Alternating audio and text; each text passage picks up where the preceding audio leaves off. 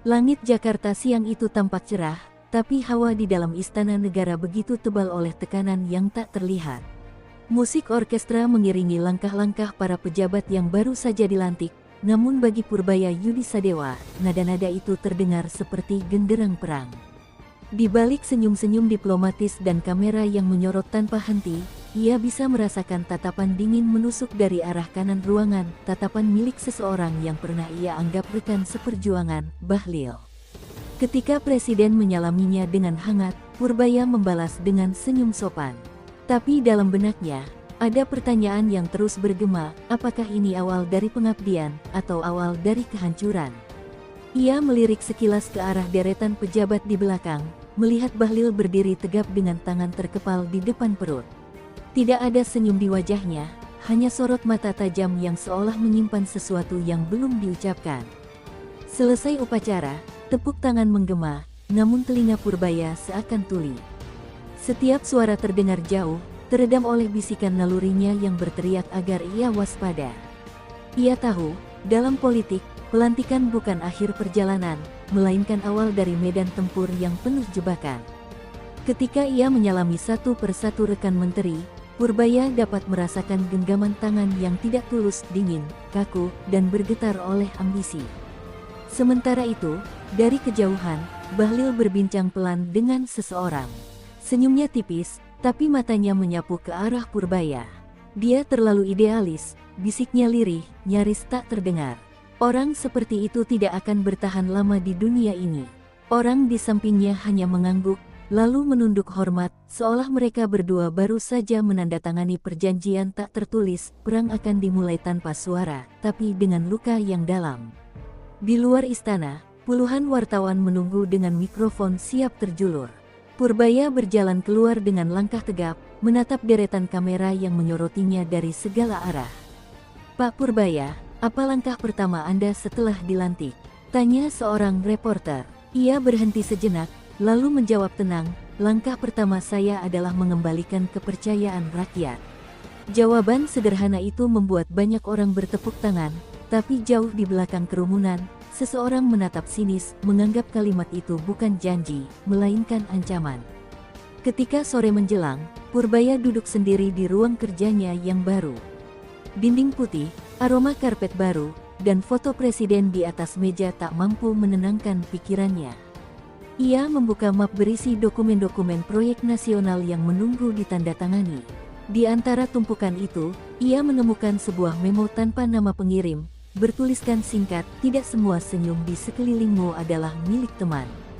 Tangan Purbaya gemetar sesaat, namun ia tak menampakkan rasa takut.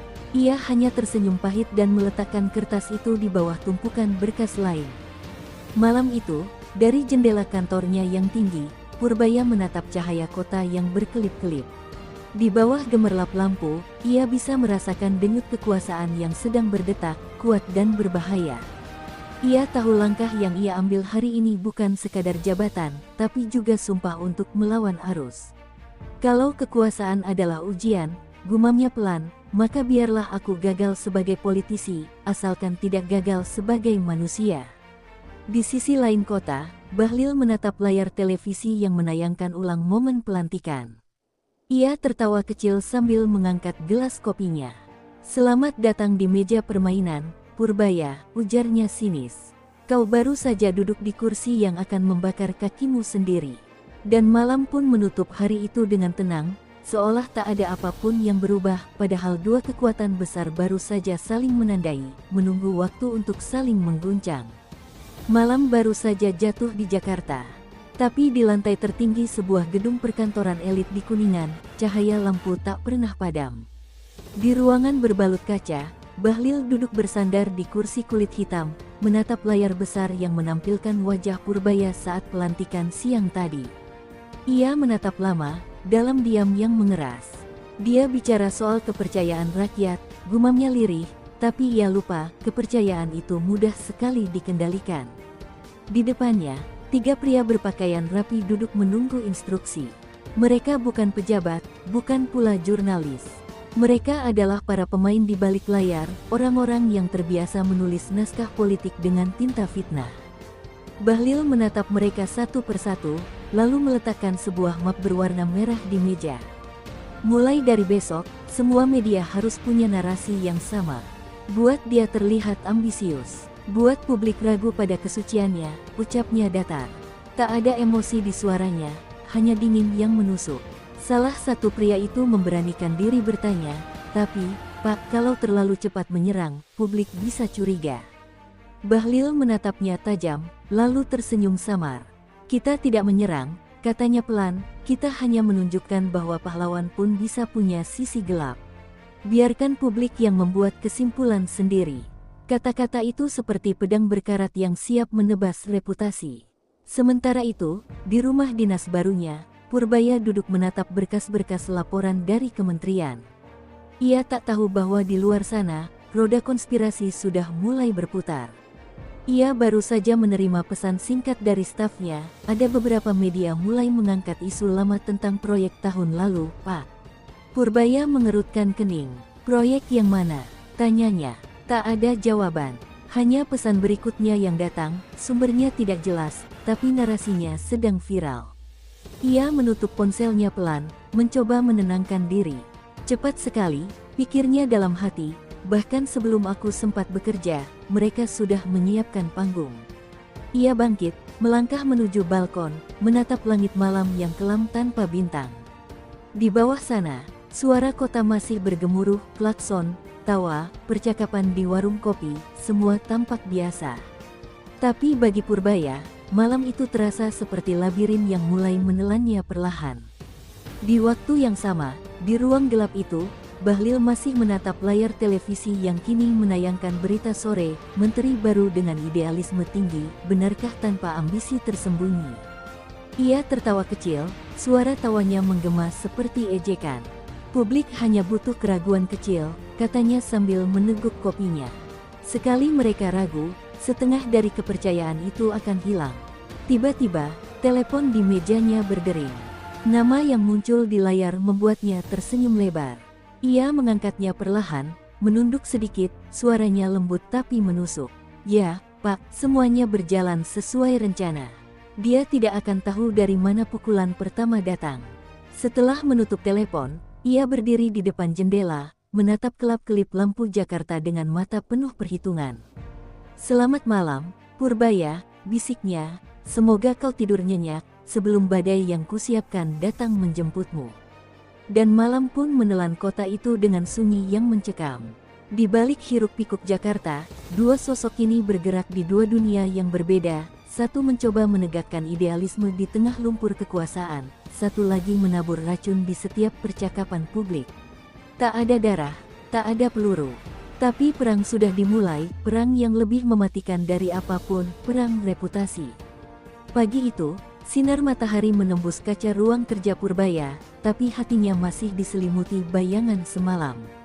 Di meja kerjanya, koran-koran berjejer dengan judul yang hampir sama, Purbaya, idealistis atau ambisius. Foto dirinya terpampang besar di halaman depan, dikelilingi opini anonim yang mempertanyakan niatnya. Ia memejamkan mata sejenak, mencoba memahami siapa yang menggerakkan semua ini. Dalam diam, ia sadar badai yang diantisipasinya telah datang lebih cepat dari dugaan. Telepon di mejanya berdering pelan. Nomor tak dikenal muncul di layar. Ia sempat ragu, tapi kemudian menjawab. Dari seberang, suara berat dan serak menyapanya. Masih ingat aku, B. Seketika dadanya menghangat. Itu suara seorang sahabat lama, Brigjen Purn Suryana, mentornya saat ia masih muda. Pak Surya, jawab Purbaya kaget. Sudah lama sekali, apa kabar? Tapi nada di seberang sana tidak membalas dengan kehangatan. Aku tidak menelepon untuk basa-basi, kata suara itu lirih, aku menelepon untuk memperingatkanmu. Purbaya terdiam. Peringatan, tanyanya pelan. Tentang apa? Ada yang ingin menjatuhkanmu dari dalam, jawab Suryana tanpa ragu. Aku masih punya beberapa orang di lingkar dalam. Mereka bilang, sudah ada operasi khusus untuk membangun opini negatif tentangmu. Kau dijadikan target bukan karena kesalahanmu, tapi karena idealismemu mengancam rencana besar mereka. Suara itu terdengar seperti petir di siang bolong. Purbaya menarik napas panjang. Saya sudah menduga, katanya tenang, meski hatinya bergetar. Tapi saya tidak akan mundur, Pak. Negara ini terlalu lama dipimpin oleh orang yang takut berkata jujur. Suryana tertawa kecil, getir. Itu kata-kata yang indah, Bey, tapi kata-kata tidak bisa menyelamatkanmu dari peluru yang tak terdengar. Hening sejenak di antara mereka. Purbaya menatap keluar jendela, melihat burung-burung melintas di atas Monas. Saya tidak ingin diselamatkan, katanya lirih, saya hanya ingin tidak menyesal. Di ujung telepon, Suryana terdiam cukup lama sebelum berkata lagi, suaranya melembut. Kalau begitu, bersiaplah. Mereka tak hanya akan menyerang dari media. Mereka akan datang lewat orang-orang di sekelilingmu. Stafmu, rekan kerjamu, bahkan mungkin mereka yang kau percaya. Kata-kata itu menusuk dalam. Purbaya menatap wajah-wajah di luar ruangannya, para staf muda yang sibuk bekerja, tak sadar mereka mungkin sedang dijadikan pion dalam permainan yang lebih besar. Setelah sambungan terputus, Purbaya bersandar di kursinya, memandangi atap dengan mata yang mulai basah. Ia bukan takut, ia hanya sedih. Sedih karena perjuangan untuk kebenaran selalu harus dibayar mahal. Ia membuka map merah yang tadi malam ia sembunyikan, dokumen berisi proyek nasional yang penuh penyimpangan masa lalu, proyek yang kini ia bertekad bersihkan. Ia tahu, keputusan untuk membukanya ke publik bisa menjadi akhir dari karir, bahkan hidupnya. Tapi diam berarti berkhianat pada nurani. Sore harinya, Purbaya berjalan sendirian ke halaman belakang kantornya, memandangi langit yang perlahan berubah oranye. Di kejauhan, suara azan maghrib berkumandang lembut, menenangkan hatinya yang bergolak. Ia menghela napas panjang, lalu berkata lirih, seolah kepada dirinya sendiri, kalau ini harus jadi perang, biarlah aku berperang untuk sesuatu yang benar. Di balik jendela gedung lain, kamera kecil memantau setiap geraknya. Di ruang berbeda, Bahlil tersenyum puas. Kau masih terlalu polos, Purbaya, bisiknya. Dan itulah kelemahan terbesarmu. Malam itu turun dengan tenang, tapi di balik ketenangan itu, dua kekuatan sudah menyiapkan langkah berikutnya. Yang satu bersiap menyerang dengan kebohongan, yang lain bersiap bertahan dengan kebenaran. Namun di dunia politik, kebenaran tak selalu punya tempat, kecuali jika seseorang berani membayar harganya dengan darah, nama baik, dan masa depan. Malam itu, di sebuah rumah besar di kawasan Menteng, Bahlil mengadakan pertemuan tertutup. Hujan turun deras, menutupi suara langkah kaki para tamu yang datang satu persatu tanpa disambut pelayan. Di ruang tamu berlampu redup, di atas meja marmer, terdapat tumpukan map hitam berisi dokumen. Hasil investigasi buatan, laporan palsu yang telah disiapkan dengan rapi. Bahlil duduk di ujung meja, mengenakan batik gelap, matanya menatap tajam ke arah peta politik Indonesia yang terpampang di dinding. Malam ini, katanya dingin, kita mulai operasi Senya. Tidak ada suara, tidak ada darah, tapi reputasinya harus hancur sebelum fajar. Salah satu orang kepercayaannya maju membawa flash disk kecil. Semua file sudah disiapkan, Pak. Kami sisipkan nama Purbaya dalam skandal pengadaan alat energi. Tidak ada bukti asli, tapi narasinya kuat dan mudah dipercaya. Bahlil mengangguk pelan. Kita tidak perlu bukti, kita hanya perlu keraguan, jawabnya. Setelah itu, media akan bekerja untuk kita. Publik tidak butuh kebenaran, mereka hanya butuh alasan untuk percaya bahwa pahlawan pun bisa kotor. Beberapa jam kemudian, berita mulai muncul di berbagai kanal berita daring. Judulnya nyaris identik, jejak aneh di balik proyek energi nasional, nama Purbaya disebut. Komentar publik mulai bermunculan, dan mesin pencari internet penuh dengan spekulasi. Di media sosial, akun-akun anonim bekerja serentak, membanjiri lini masa dengan potongan video, narasi manipulatif, dan tagar yang diciptakan untuk menggiring opini. Bahlil menatap layar ponselnya sambil tersenyum puas. Rakyat lebih cepat menilai daripada mencari tahu, bisiknya pelan. Dan itu senjata paling mematikan. Sementara itu, di rumah dinasnya, Purbaya menatap layar televisi dengan wajah tegang.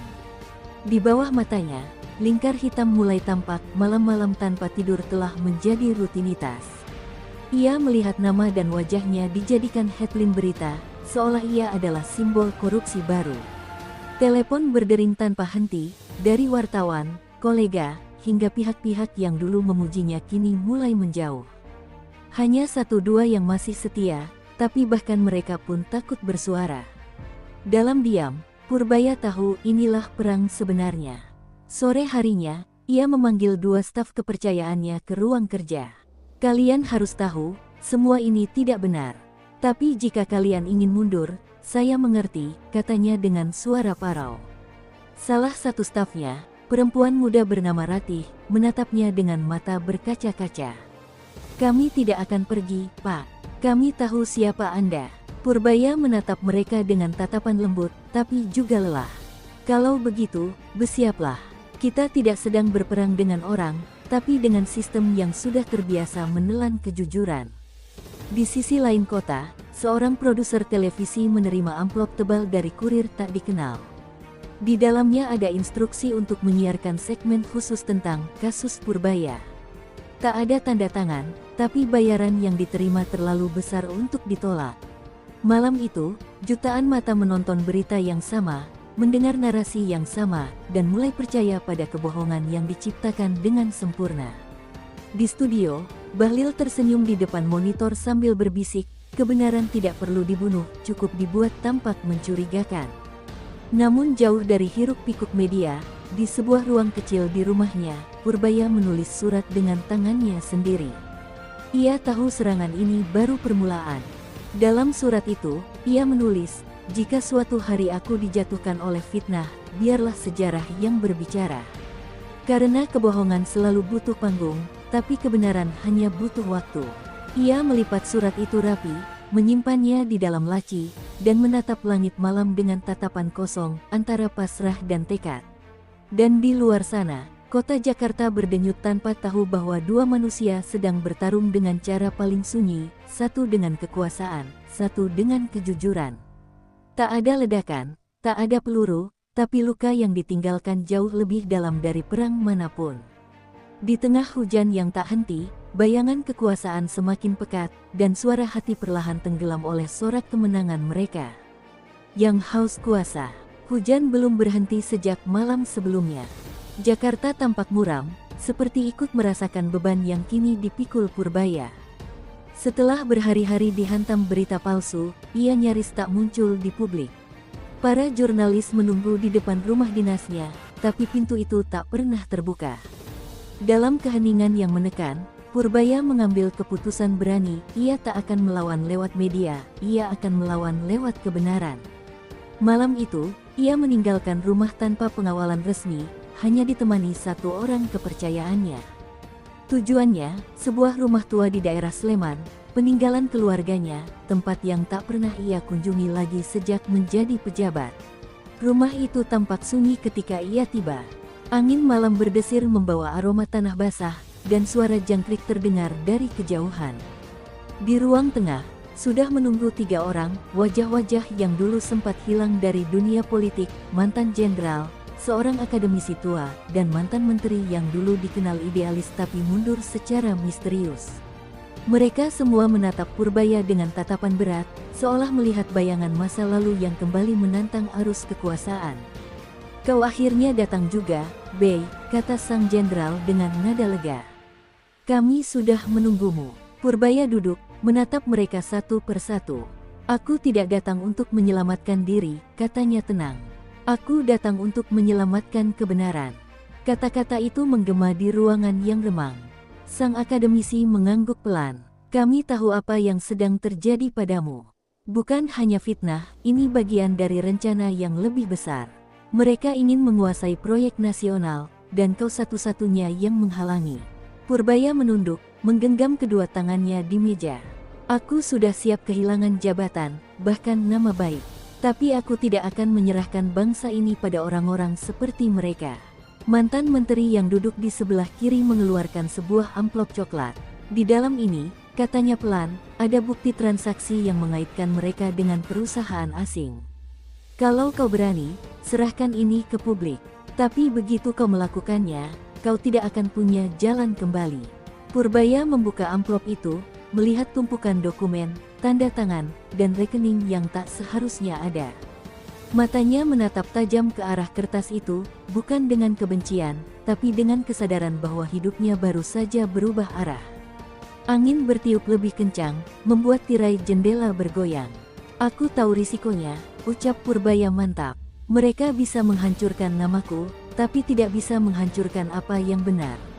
Sang jenderal menatapnya dalam, lalu berdiri. Kalau begitu, mulai besok, kau tidak lagi sendirian. Kami akan bantu, tapi semua harus dilakukan diam-diam. Satu langkah salah, dan mereka akan tahu. Purbaya mengangguk. Kita mulai dari dokumen ini, ujarnya. Biarkan rakyat tahu siapa sebenarnya yang bersembunyi di balik proyek-proyek itu. Tiba-tiba lampu di rumah tua itu berkedip, lalu padam. Keheningan mendadak menggantung, hanya suara hujan yang tersisa.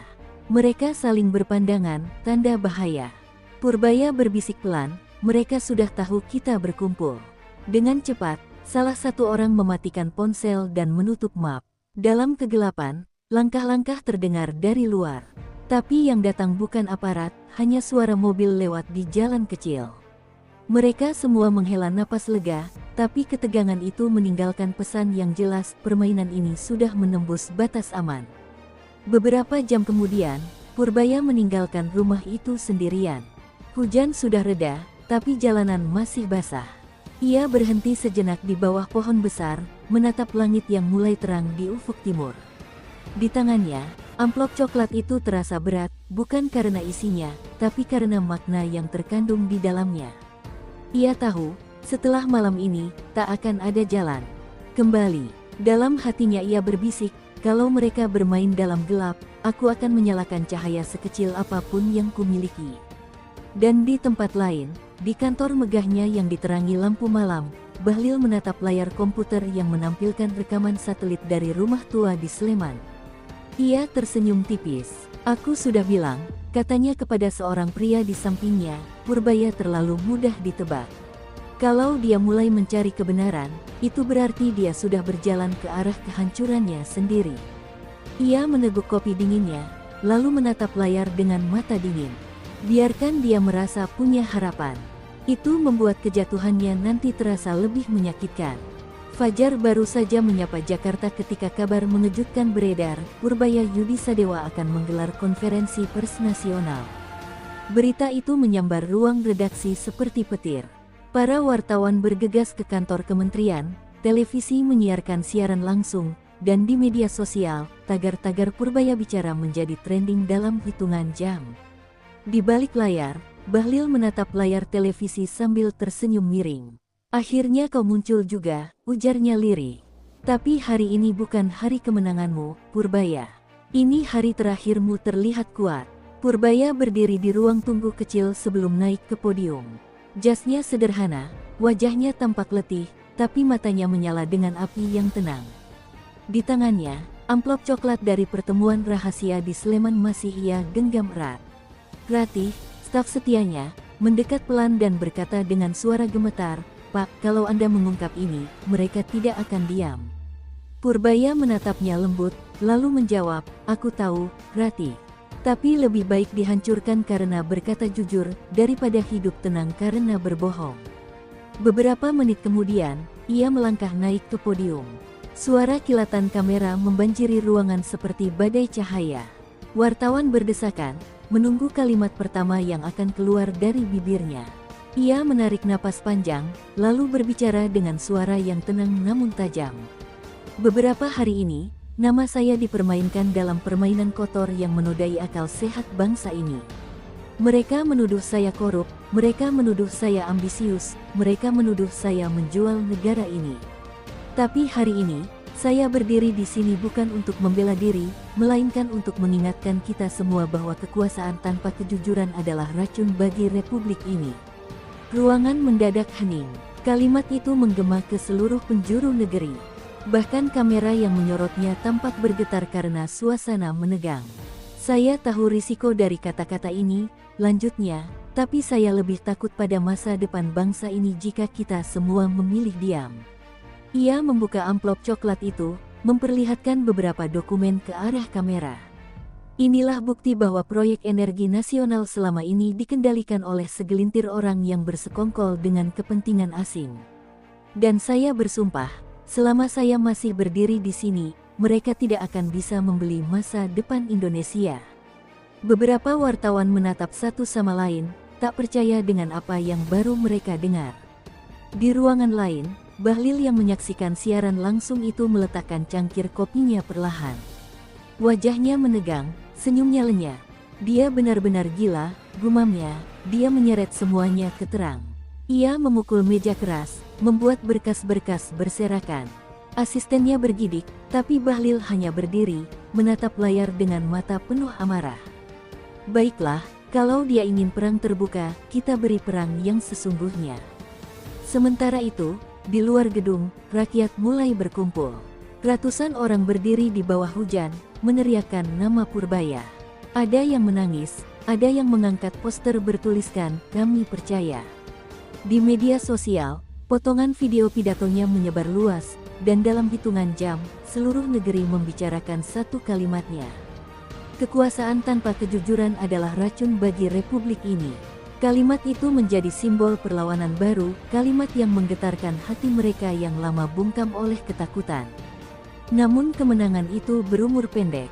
Malam harinya, berita baru bermunculan, laporan-laporan resmi yang menyebut Purbaya telah memalsukan data, bahwa amplop yang ia tunjukkan hanyalah dokumen editan. Saluran berita yang sebelumnya menyiarkan pidatonya kini mulai menggiring narasi lain. Teleponnya terus berdering, pesan ancaman datang tanpa henti. Ratih mendekat, wajahnya panik. "Pak, mereka menyerang balik." Semua media diputarbalikkan, tapi Purbaya hanya tersenyum letih. "Aku sudah tahu mereka akan melakukannya. Tapi setidaknya, kebenaran sudah terucap." Di kejauhan, di balik jendela ruang kerjanya yang gelap, Bahlil kembali duduk. Ia menatap layar yang menampilkan wajah Purbaya di tengah kerumunan wartawan. "Kau mungkin telah mengguncang negeri ini," ujarnya dingin, "tapi besok pagi, mereka akan lupa siapa kau." Ia menyalakan rokoknya, kepulan asap membentuk bayangan samar di udara. Kebenaran itu indah, Purbaya, tapi keindahan tidak pernah bertahan lama di dunia politik. Dan malam itu, Jakarta kembali tenggelam dalam sunyi. Di satu sisi, seorang pria baru saja menyalakan cahaya kebenaran, di sisi lain, kekuasaan mulai menyiapkan kegelapan yang lebih pekat untuk memadamkannya. Dalam hati banyak orang, sesuatu telah berubah, harapan kecil telah lahir, meski dunia berusaha mematikannya. Malam setelah pidato itu menjadi malam paling tegang dalam karir politik Indonesia. Jakarta tak pernah benar-benar tidur. Di gedung-gedung tinggi, lampu tetap menyala, menandakan rapat darurat yang tak berkesudahan. Di ruang tertutup berpendingin-dingin, Bahlil duduk bersama 3 orang berpakaian gelap, wajah-wajah yang selama ini tak pernah muncul di publik. "Kita tak bisa biarkan dia terus bicara," ujar salah satu dari mereka. "Jika dokumen itu benar, seluruh proyek kita bisa runtuh." Bahlil menatap meja, suaranya berat. "Kita tak akan memadamkan apinya dengan air. Kita bakar balik seluruh hutan." Sementara itu, di rumah dinas yang sederhana, Purbaya duduk di ruang kerja dengan cahaya lampu temaram. Ratih membawa secangkir kopi, tapi tangannya bergetar. "Pak, ada mobil hitam yang parkir sejak tadi di depan rumah." "Saya takut," Purbaya menghela napas. "Ratih, kita sudah melangkah terlalu jauh untuk mundur. Kalau mereka ingin datang, biarlah. Aku hanya takut satu hal, kalau bangsa ini terus diam." Ia menatap foto keluarganya di meja, anak dan istrinya yang tinggal di luar negeri sejak ancaman pertama datang. Wajah mereka memberi kekuatan, tapi juga luka yang dalam. Pagi berikutnya, berita yang mengguncang muncul, 2 saksi utama dalam kasus yang dibuka Purbaya ditemukan tewas di kamar hotel. Polisi menyebutnya bunuh diri, tapi publik tak percaya. Di media sosial, rakyat mulai terbelah.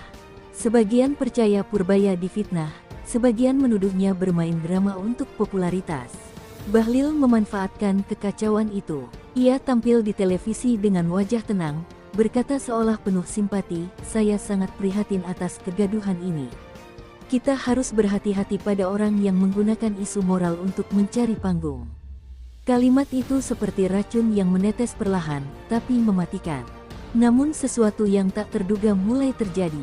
Di balik layar, beberapa pejabat muda yang selama ini diam mulai mengirim pesan ke Purbaya secara diam-diam. Pak, kami tahu Anda benar. Kami punya data tambahan. Salah satunya adalah Arman, analis muda dari kementerian yang sama. Ia membawa flash disk berisi salinan dokumen asli dari proyek energi yang dikuasai Bahlil. Saya tak bisa diam lagi, Pak. Mereka sudah terlalu lama mempermainkan rakyat. Purbaya menatapnya dengan mata berair, bukan karena takut, tapi karena masih ada harapan di tengah gelap. Sementara itu, Bahlil mendapat laporan mengejutkan, beberapa mitra asing mulai menarik diri dari proyeknya. Mereka khawatir reputasi buruk dari tuduhan Purbaya akan menular. Ia melempar map ke dinding, wajahnya merah padam. Jadi ini efek dari satu pidato. Satu kalimat bodoh dari orang yang sudah harusnya terkubur kariernya. Namun sekretarisnya hanya menunduk, takut menatap matanya. Dalam hati, Bahlil mulai merasa sesuatu yang lebih besar sedang bergerak, sesuatu yang bahkan uang dan kekuasaan tak mampu kendalikan. Ketegangan makin memuncak ketika satu malam, gedung kementerian tiba-tiba dikepung wartawan. Ada laporan bahwa dokumen asli telah bocor ke publik. Situs-situs berita internasional mulai menulis judul mencolok, skandal energi nasional, korupsi ratusan triliun terungkap. Nama Bahlil muncul di hampir setiap artikel, disertai foto-foto rapat rahasia yang seharusnya tak pernah dilihat dunia. Di ruang kerjanya, Purbaya hanya menatap layar komputer, melihat kebenaran itu akhirnya keluar ke permukaan. Tapi ia tahu, setiap kebenaran selalu punya harga.